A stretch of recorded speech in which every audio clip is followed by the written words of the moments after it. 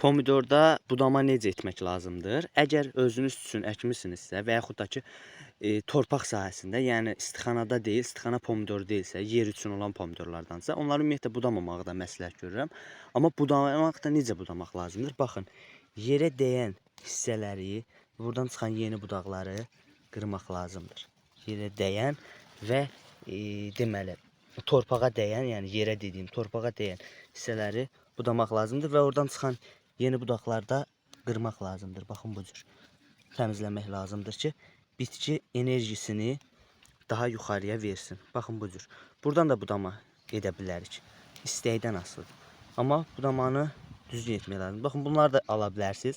Aldıq, bəsdir. Artıq bəsdir. Mən çox budama etdim. Yəni yüngül də budama edə bilərsiniz. Əgər torpağa yatırsa, belə yatıracaqsa biz bunu, yəni heç də budamamaya da bilərik. Sağ olun, var olun. Xiyarın budanmasını da paylaşacağım. İzləmədə qalın.